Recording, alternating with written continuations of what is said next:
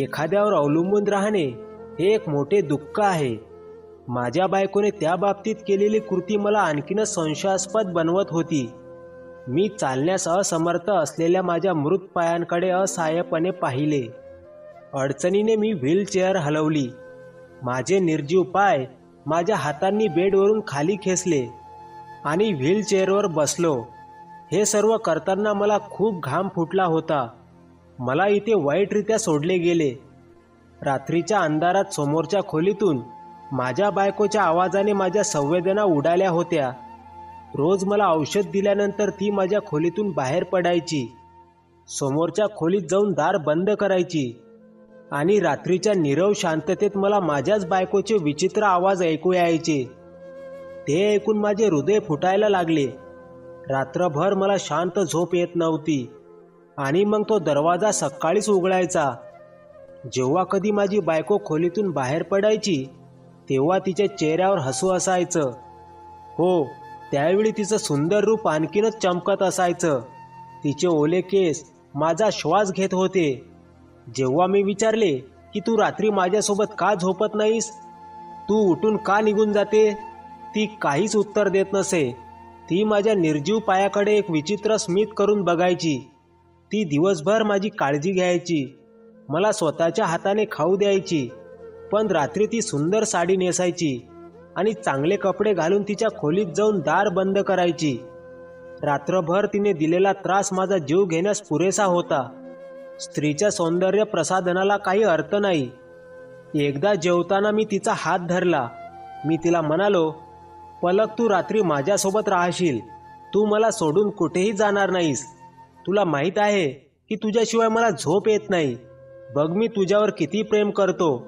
लवकरच मी माझ्या पायावर उभा राहील. मी चालायला लागेल. असहाय्यतेमुळे माझे डोळे ओले झाले होते. माझ्या असहाय्यतेची ही शेवटची सीमा होती. मी ज्या वेदना आणि त्रासातून जात होतो ते मला सहन होत नव्हते.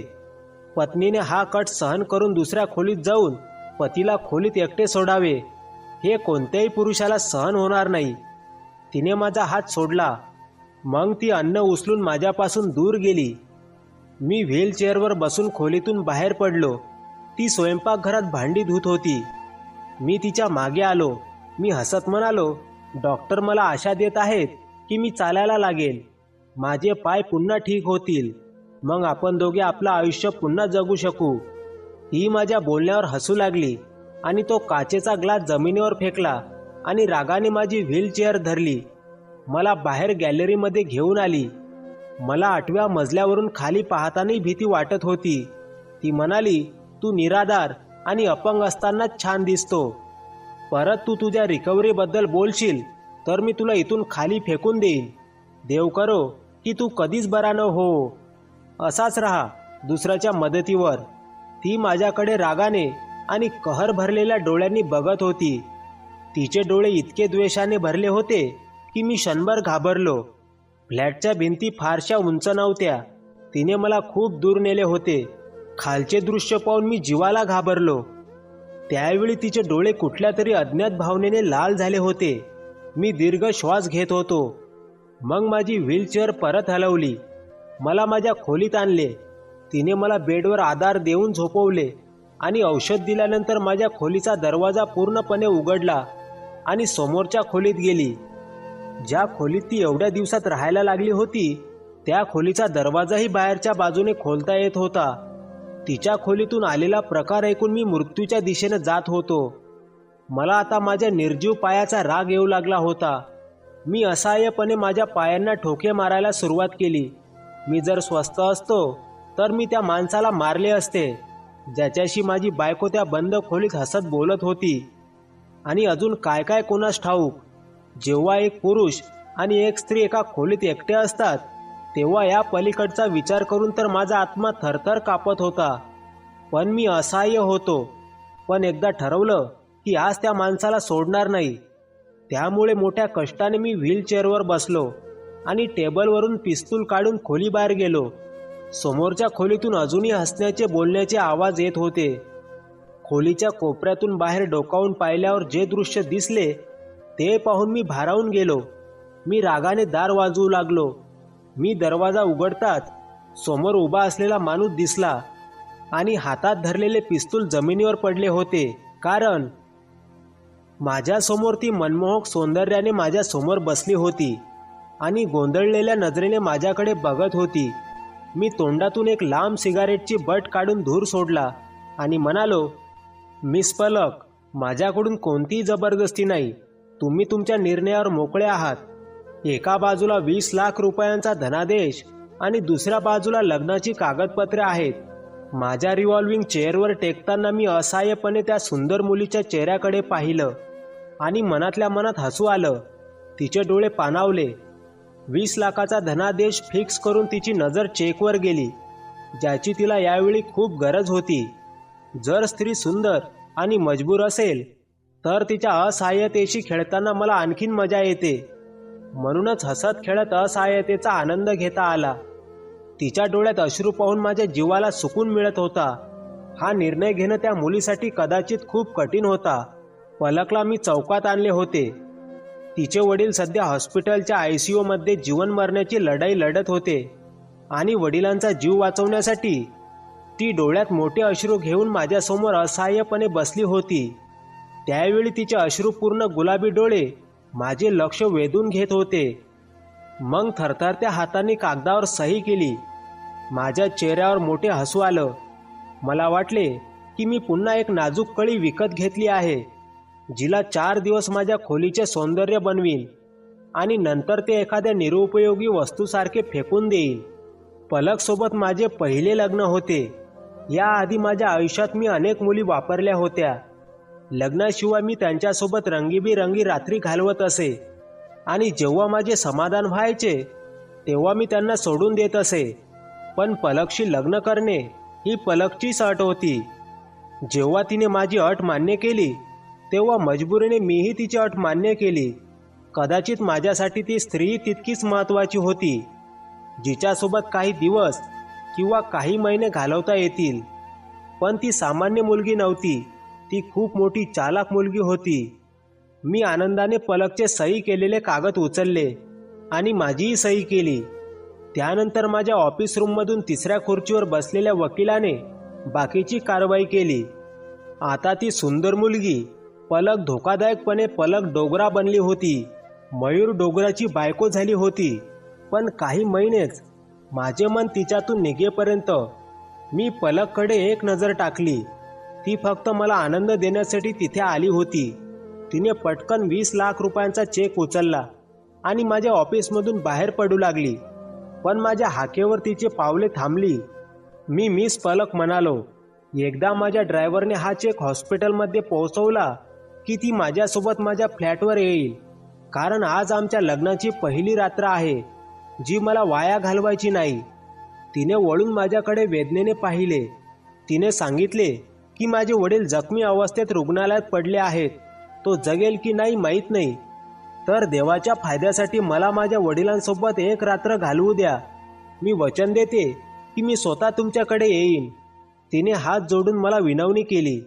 पण मी इतका दयाळू नव्हतो. जर मला दया आली असती तर मी पलकच्या असहाय्यतेचा फायदा घेतला नसता. पॅन्टच्या खिशात हात ठेवून मी हळूच तिच्याकडे गेलो. मी म्हणालो की तुमच्या वडिलांना या चेकची यावेळी गरज आहे, तुमची नाही. आणि माझा ड्रायव्हर हा चेक तुमच्या वडिलांपर्यंत अगदी सहज पोहोचवेल. प्लीज आता मला बोर करू नकोस. कधीपासून मी या क्षणाची वाट पाहत होतो. असे म्हणत मी तिचे मनगट पकडले आणि तिला माझ्यासोबत घेऊन जाऊ लागलो. ती संपूर्ण मार्ग मला हात जोडून विनवणी करू लागली. ती तिला वडिलांकडे पाठवायला फक्त काही तास मागत होती. पण काही दिवसांपूर्वी या मुलीने माझ्या चेहऱ्यावर दिलेल्या थापडच्या प्रतिध्वनीशिवाय मला काहीच ऐकू येत नव्हते. तिची असहाय्यता आणि चांगले अश्रू पाहूनच माझ्या आतली आग बहुधा पेटली असावी. म्हणून मी गाडी चालवत राहिलो. तिच्या बोलण्याकडे लक्ष दिले नाही. मी एक अतिशय श्रीमंत आणि प्रसिद्ध 30 वर्षाचा तरुण होतो. मी मुली विकत घेतल्या आणि निरुपयोगी गोष्टीप्रमाणे फेकून दिल्या. तितके कपडे कोणीही बदलले नसतील जितक्या मी मुली वापरल्या. आमची भरपूर संपत्ती होती, कशाचीही कमतरता नव्हती. मी अजून लग्नही केले नव्हते, कारण मला माझे आयुष्य फक्त एका स्त्रीसोबत घालवायचे नव्हते. मी पलकला तिच्या मनगटाने ओढले आणि तिला माझ्या फ्लॅटवर आणले. फ्लॅटचा दरवाजा उघडून मी तिला खोलीत ओढले आणि बेडवर ढकलले. ती अश्रू ढाळत होती. मी तुला 20 लाख दिलेत. तुझा तो आजारी आणि म्हातारा बाप मरणार नाही, म्हणूनच रडणं थांबव. आणि मग मी त्या कपाटातून गाऊन काढून तिला दिला, जो मी तिला काही दिवसांपूर्वी दिला होता. आणि त्या बदल्यात त्या गरीब कुटुंबातील मुलीने माझ्या चेहऱ्यावर चापट मारून मला घाव घातला होता. पैशासाठी इज्जत विकणाऱ्या मुलींपैकी मी नाही, असे तिच्या शालीनतेबद्दल बोलून ती निघून गेली होती. आणि आज मी तिला त्याच घरात आणले होते आणि माझे मन तृप्त होईपर्यंत ती माझी गुलाम बनली होती. मी तिचा वापर करून दुधातल्या माशीसारखी तिला फेकून देईन. काही दिवसांपूर्वी मी तिला 20 लाख रुपयांचा धनादेश दिला होता आणि त्याचे कारण म्हणजे तिचे अतुलनीय सौंदर्य, ज्याने मला आश्चर्यचकित केले होते. मी याआधी तिच्या सौंदर्याची कदर केली होती, पण बदल्यात तिने मला थापड मारली. मला हवे असते तर त्याच रात्री जबरदस्तीने तिचे अपहरण करून मी माझ्या मनातील आग शांत करू शकलो असतो. पण नाही, मला ती असहाय्य आणि कणखर मुलगी बघायची होती. तिने इथे माझ्यासमोर हात जोडून रडत मदत मागावी अशी माझी इच्छा होती. आता विनवणी केल्यावर माझ्या मनाला हायसे वाटले आणि मग हे घडले. आज ती माझ्यासमोर त्याच गाऊनमध्ये हजर होती, ज्या गाऊनमध्ये मला तिला बघायचं होतं. नेटच्या गाऊनने तिच्या शरीराचे सौंदर्य बाहेर आले होते. ती स्वतःला लपवायचा प्रयत्न करत होती आणि तिची ही कृती पाहून माझ्या ओठांवर हसू पसरलं. मी म्हणालो, आता माझ्यापासून लपून उपयोग नाही. आता तू माझी झाली आहेस आणि मी तुझ्याबरोबर माझ्या मनाला जे पाहिजे ते करू शकतो. माझ्या बोलण्याने तिला वेदना झाल्या. ती म्हणाली, खूप तिरस्कार करते मी तुझ्यासारख्या श्रीमंत आणि बिघडलेल्या मुलाचा, ज्याला फक्त स्त्रियांचं शरीर हवं असतं. माझ्या वडिलांचे प्राण वाचवण्यासाठी मी स्वतःला तुझ्या स्वाधीन केले आहे. माझ्या वडिलांना वाचवण्यासाठी मी स्वतःला तुझ्याकडे विकले आहे.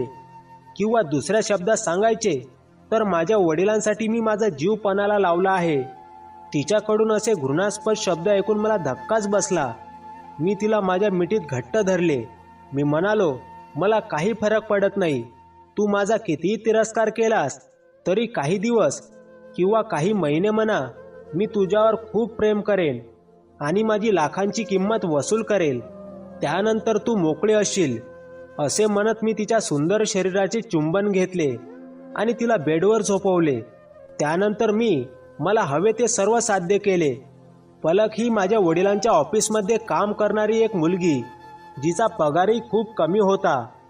एकदा मी काही कामासाठी माझ्या वडिलांच्या ऑफिसमध्ये गेलो आणि त्यांना काही कागदपत्रांवर सही करायला लावले आणि त्यांच्या खोलीतून बाहेर पडलो. तेव्हा अचानक माझी नजर पलकवर पडली. तिचे चित्तथरारक सौंदर्य पाहून माझे मन चक्रावले. काळ्या रंगाचा कुर्ता आणि खांद्यावर एक मोठा गुलाबी रंगाचा स्कार्फ पसरवला होता. संगणकाच्या स्क्रीनवर डोळे मिटून ती शांतपणे कीबोर्डवर बोटे फिरवत होती. एवढंच होतं की मी अचानक तिच्याकडे पाहिलं, पण तिचं सौंदर्य बघून मी दूर पाहायचं विसरलो. कदाचित माझ्या निर्भय डोळ्यांच्या उष्णतेचा परिणाम पलक गोंधळाचा बळी झाली असावी. स्त्रिया त्यांच्यावर पडणारी प्रत्येक नजर ओळखतात आणि ही संवेदनशील भावना त्यांच्यामध्ये नैसर्गिक आहे. त्यामुळे पलक माझ्याकडे अत्यंत नापसंत नजरेने पाहत होती. माझं हसू अजूनच खुललं. मी काही कामानिमित्त पप्पांच्या ऑफिसमध्ये आलो होतो, पण तिच्या हसण्याचं सौंदर्य मला भाग पाडत नव्हतं. मी बाबांच्या खोलीत परत गेलो. पलकले विचारले असता ते म्हणाले की ती काही महिन्यापूर्वीच ती त्यांच्या ऑफिसमध्ये कामाला लागली होती. ती खूप छान आणि मेहनती मुलगी आहे. मी म्हणालो, मला पण तिच्यासारखी मुलगी हवी आहे. जर तुम्ही पलकला माझ्या ऑफिसमध्ये काम करायला सांगितले तर माझ्या अडचणी दूर होतील. वडिलांना माझे म्हणणे टाळता आले नाही. मी त्यांचा एकुलता एक मुलगा होतो. माझे वडील रोज माझ्या मुलींच्या मैत्रीवर प्रश्न उपस्थित करायचे. माझ्या आईची इच्छा होती की मी लग्न करून सेटल व्हावे, पण मला लग्नाच्या त्रासात पडायचे नव्हते. मला माझ्या आयुष्याचा आनंद मुक्तपणे घ्यायचा होता. मी स्वतःचा वेगळा फ्लॅट घेतला होता. बहुतेक वेळा मी माझ्याच फ्लॅटमध्ये राहायचो आणि मुलींना तिथे घेऊन जायचो. मी माझ्या पालकांसोबत क्वचितच राहिलो. पलकला माझ्या ऑफिसमध्ये हलवण्यात आलं मी पहिली गोष्ट केली की तिचा पगार वाढवला. तिला खूप आनंद झाला, पण आजपर्यंत तिला माझ्या हेतूची जाणीवच झाली नव्हती. तिला काम करून काही आठवडेच झाले होते. मी तिला कोणतेही काम विचारले तर ती ते काम शांतपणे करत असे. कधीच कशाला नाही म्हणायची नाही. पण पहिल्यांदा ती माझ्या कामाला नाही म्हणाली. जेव्हा मी तिला सांगितले की माझ्या ऑफिसमध्ये काम करण्याचे नियम वेगळे आहेत, मला काम करणाऱ्या मुलींचा मॉडर्न लुक हवा आहे, म्हणजे तू हा मोठा स्कार्फ घालतेस तो काढून कामासाठी काही आधुनिक कपडे घातले तर बरे होईल, आणि त्यासाठी मी तुझा पगार दुप्पट करीन. माझे म्हणणे ऐकून ती म्हणाली की मी परिधान केलेल्या कपड्यांमध्ये मला कम्फर्टेबल फील होतं आणि माझा लुक बदलण्याची गरज नाही. मी तुमच्या वडिलांच्या ऑफिसमध्ये काम केले तेव्हाही त्यांना माझ्याशी काही अडचण नव्हती. त्यामुळे हे सर्व करणं मला मान्य नसल्याने तुम्ही मला तुमच्या वडिलांच्या ऑफिसमध्ये परत पाठवले तर बरे होईल. तिच्या बोलण्याने माझ्या अंतर्मनाला आग लागली होती. आजपर्यंत माझ्यासमोर एवढी हिंमत एकाही मुलीने दाखवली नव्हती. घरच्या हलाखीच्या परिस्थितीमुळे पैसे कमवण्यासाठी बाहेर पडणाऱ्या अशा मुली स्वाभिमानाची पातळी म्हणून स्वतःभोवती मोठा स्कार्फ गुंडाळून ठेवतात, हे मला चांगलंच माहीत होतं. आपले सौंदर्य लपवून आपल्यासारख्या तरुण मुलांसमोर स्वतःला आदरणीय सिद्ध करण्याची ही त्यांची जुनी खेळी आहे. या प्रकारच्या मुली आपले सौंदर्य लपवून आपली किंमत वाढवतात आणि मग आपण त्यांची किंमत वाढवतो तेव्हा त्यांचा विनयभंग व्हायला वेळ लागत नाही. म्हणून मीही तेच केले. दुसऱ्याच दिवशी मी पलकला सांगितले की तिला माझ्यासोबत बिझनेस लंचला जायचे आहे, तर माझ्यासोबत चल. तिने पहिला प्रश्न विचारला, ती ऑफिसच्या वेळेत परत येईल का, कारण ती जास्त वेळ राहू शकत नाही. मी म्हणालो हो, तू ऑफिस टायमिंगलाच परत येशील. माझे म्हणणे ऐकून ती माझ्यासोबत जायला तयार झाली. मी तिला एका रेस्टॉरंटमध्ये घेऊन गेलो. माझे काही क्लायंट तिथे उपस्थित होते. बैठक आणि जेवण झाल्यावर ते निघून गेले. मी पलकला त्याच हॉटेलच्या खाली कुठल्या तरी बहाण्याने आणले, पण मी तिला माझा हेतू सांगितल्यावर ती रागाने लाल झाली. मी 20 लाख रुपयांचा धनादेश आणि एक नेटवाला गाऊन तिच्यासमोर ठेवला आणि असेही सांगितले की मला पाहिजे तोपर्यंत मी तिला वापरू शकतो. मला माहीत होतं की ती मला नाकारणार नाही. तिला तिची किंमत थोडी वाढवायची आहे असे मला वाटले, आणि तरी 20 लाख रुपये कमी नव्हते. पण तसे नव्हते. तिने तो चेक आणि ड्रेस माझ्या चेहऱ्यावर फेकून दिला आणि म्हणाली की मी एक प्रतिष्ठित कुटुंबातील मुलगी आहे. माझ्याकडे घृणास्पद नजर टाकत ती खोलीतून बाहेर पडली. तिने माझी ऑफिसची नोकरी सोडली. म्हणून सर्वप्रथम मी माझ्या वडिलांकडून पलकची संपूर्ण माहिती घेतली आणि त्यांना सांगितले की पलकला त्यांच्या कार्यालयात कामावर ठेवू नका. माझ्या वडिलांनी कारण विचारले, पण मी फक्त सांगितले की मुलगी बरी नाही. माझ्या वडिलांनी माझी विनंती मान्य केली आणि पलकला पुन्हा कामावर घेतले नाही. त्यानंतर मी तिच्या वडिलांचा अपघात घडवून आणला. मी तिला जीवन मृत्यूच्या संकटात आणले आणि आता जेव्हा ती माझ्याकडे मदतीसाठी आली तेव्हा मी तिला स्पष्टपणे सांगितले की मिस पलक, जर तुम्हाला मी मदत करायची असेल तर तुमची शालीनता आणि हा कौटुंबिक सन्मान माझ्या कार्यालयातून बाहेर ठेवा. ती म्हणाली, मला तुझ्या सर्व अटी मान्य आहेत, पण त्या बदल्यात तुलाही माझी एक अट मान्य करावी लागेल. मी तिच्याकडे पाहिलं. मी म्हणालो, कसली अट? ती म्हणाली, तू मला 1 रात्र किंवा 4 रात्री किंवा तुला पाहिजे तितका वेळ वापरू शकतोस, पण मला स्पर्श करण्यापूर्वी तुला माझ्याशी लग्न करावे लागेल. लग्नाशिवाय तू मला हात लावणार नाहीस. अर्थात तुझी इच्छा असल्यास तू मला फक्त 1 रात्रीनंतर सोडू शकतोस, परंतु मी लग्न केल्याशिवाय तुझ्याबरोबर राहणार नाही. तिचे बोलणे ऐकून मी थक्क झालो. मी यापूर्वी कोणत्याही मुलीसोबत असे केले नव्हते. त्यानंतर मी मोठ्याने हसलो आणि एका वकिलाला माझ्या खोलीत बोलावले. बरं, हे लग्न पलकसाठी लग्न ठरेल, पण माझ्यासाठी त्याला महत्त्व नव्हतं. माझ्यासाठी तिला काही दिवस किंवा काही महिने तोंड देणे ही बाब होती. आज ती मुलगी माझ्या मिठीत होती. आता ती माझ्याच फ्लॅटच्या खोलीत माझ्या बेडवर असहाय्यपणे अश्रू ढाळत होती. कमकुवत व्यक्तीशी लढून माझा मुद्दा पूर्ण झाल्यामुळे माझ्यातील भावना बरीच शांत झाली होती. पलकच्या वडिलांचा रुग्णालयात मृत्यू झाला होता. दुसऱ्या दिवशी ती हॉस्पिटलमध्ये पोहोचली. तेव्हा वडिलांचा मृत्यूदेह पाहून ती रडू लागली. पण मला काही फरक पडला नाही. काही दिवस ती वडिलांच्या मृत्यूचा शोक करत राहिली. तथापि माझा बदला पूर्ण झाला. मला तिला माझी बायको म्हणून ठेवायचे नव्हते, पण कदाचित तिच्या चेतनेचे भूत माझ्या मनातून अजून सुटले नव्हते. म्हणून मी तिला तिच्या घरातून माझ्या फ्लॅटवर परत आणले. यावेळेस तिच्या डोळ्यात माझ्याबद्दल पूर्वीपेक्षा जास्त तिरस्कार होता. पण तिने मला सांगितले की तिला कशाचीच पर्वा नाही. पलकच्या सौंदर्याची नशा माझ्या डोक्यातून उतरताच मी पलकच्या तोंडावर घटस्फोटाचे प्रमाणपत्र मारून तिला निरोप देईन. पण ती एखाद्या व्यसनासारखी माझ्यात शिरू लागली. प्रत्येक वेळी ती मला पूर्वीपेक्षा जास्त सुंदर दिसत होती, इतकी की मी तिला बरेच तास बघत राहिलो. मात्र आजपर्यंत मला पलककडून प्रेम मिळाले नाही. तिच्या डोळ्यात माझ्यासाठी एकच भावना होती, आणि ती म्हणजे द्वेषाची भावना. पण मी जितका तिच्या सहवासात राहिलो तितकीच मला ती आवडू लागली. तिचा उदास चेहराही मला आकर्षित करू लागला. एकदा ती खूप आजारी पडली आणि नंतर माझ्या मनाला खूप वाईट वाटले. तिला ताप आलेला पाहून माझे मन दुखले. त्यावेळी माझ्या समोर आले की मी पलकच्या प्रेमात आहे. तिच्या वेदना मला सहन होत नव्हत्या. तिची काळजी घेत मी रात्रभर जागी राहिलो. ती काही दिवसातच बरी झाली. 6 महिने उलटून गेले होते, पण ती अजूनही माझी बायको होती. आणि एकदा तिने स्वतः मला विचारले की तू मला घटस्फोट कधी देणार आहेस, कारण मी तिला आधीच सांगितले होते की मी तिच्याबरोबर काही दिवस किंवा काही महिने राहीन. पण आता माझे मत बदलले होते. ती अशीच माझ्यासोबत कायमची राहावी अशी माझी इच्छा होती. मी तिला माझा हा हेतू सांगितला.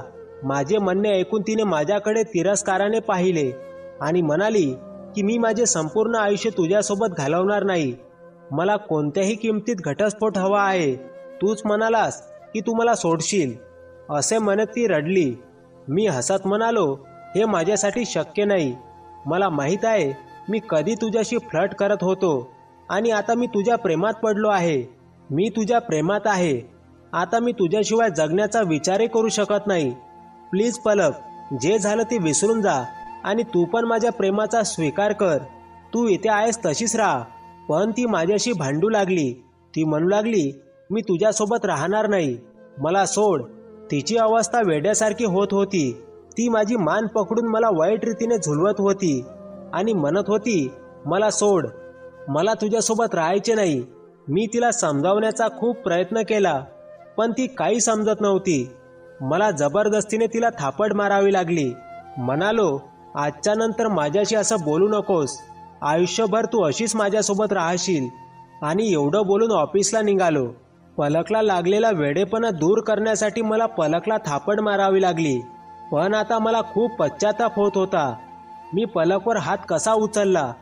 त्या दिवशी मी तणावाखाली खूप वेगाने गाडी चालवत होतो, आणि त्याचा परिणाम असा झाला की मी अचानक समोरून येणाऱ्या वाहनावर आदळलो.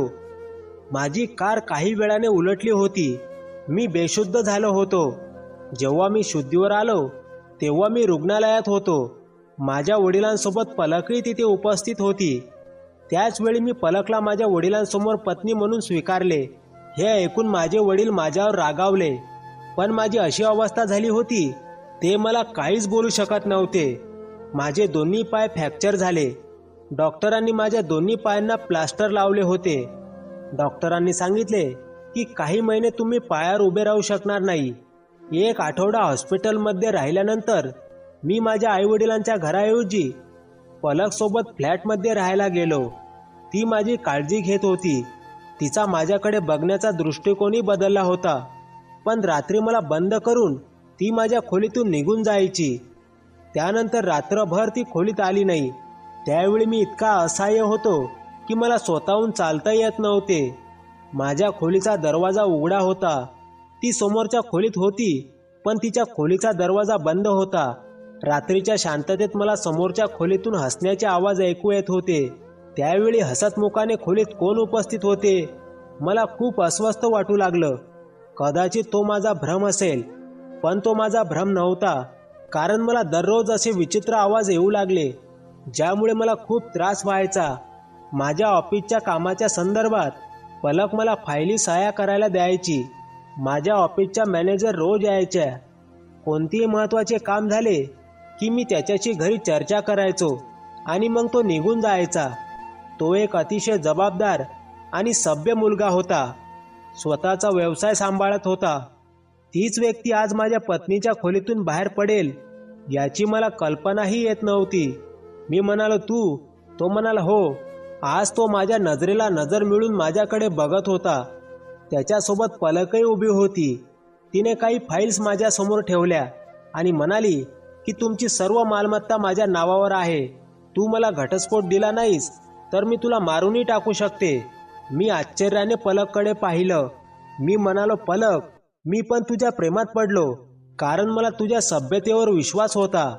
मी काहीही विचार करू शकतो, पण मी तुझ्याबद्दल असा कधीच विचार करू शकत नाही की तुझे कोणाशी अवैध संबंध असतील. मग आज मला माझी संपत्ती गमावल्याचे दुःख नाही, तर तू बदलल्याचं दुःख आहे. तू माझा जीव घेतलेला बरा, पण मी तुला घटस्फोट देणार नाही. तुझ्यापासून वेगळा झालो तरी मी मरेन. तुझे नाव मनात घेऊन हे जग सोडून गेलेलं बरं. मी जमिनीवरचे पिस्तूल उचलले आणि थरथरत्या हातांनी पलकच्या हातात दिले. पलकने पिस्तूल हातात धरले, पण पुढच्या क्षणी ती रडू लागली. मॅनेजर म्हणाला, पलक माझी बहीण आहे. मी दुबईला नोकरीसाठी गेलो होतो, पण तिथल्या कोणत्या तरी खोट्या आरोपाखाली मला तुरुंगात पाठवले. पण जेव्हा मी तिथून परत आलो तेव्हा पलकने मला संपूर्ण गोष्ट सांगितली आणि मी खूप दुःखी झालो. तू माझ्या वडिलांशी जे काही केलेस त्याचा बदला मी आणि पलकने घेतला आहे. म्हणूनच मी तुमच्या ऑफिसमध्ये काम केले, तुमचा विश्वास जिंकला, मग तुमचा अपघात झाला आणि मग तुम्हाला त्रास देण्यासाठी हे नाटक रचले. हे ऐकून मला स्वतःला खूप लाज वाटली. माझ्या प्रत्येक चुकीच्या वृत्तीबद्दल मी पलकची माफी मागितली होती. स्त्रीमध्ये पुरुषापेक्षा जास्त सहनशीलता असते. तिने मला माफ केले. मी व्हीलचेअरवर बसलो होतो. ती माझ्या गुडघ्यावर डोके ठेवून बसली. आज पहिल्यांदाच हे वर्षभर हसतमुख प्रेम मिळाल्यावर माझ्या शांतता पसरली होती. तर मग मित्रांनो, कशी वाटली कथा कमेंट करून नक्की सांगा. आणि कथा शेवटपर्यंत आणि कथा तुम्हाला आवडली असेल तर प्लीज चॅनलला सबस्क्राईब करा. पूर्ण कथा ऐकल्याबद्दल तुमचे मनापासून खूप खूप आभार. पुन्हा भेटू नवीन कथेसह. धन्यवाद.